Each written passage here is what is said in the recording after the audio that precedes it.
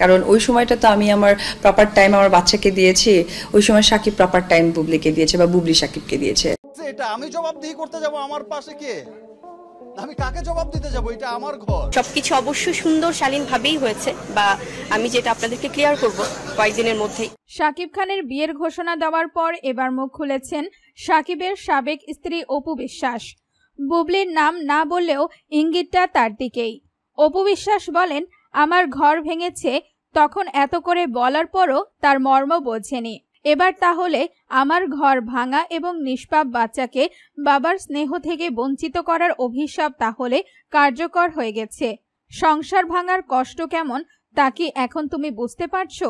অপু বলেন, সাকিব আসলে কখনোই আমার ছিল না, আমাকে সে ব্যবহার করেছে, কারণ সে প্রকৃতপক্ষে আমার হলেও কখনোই এমনটা হতো না।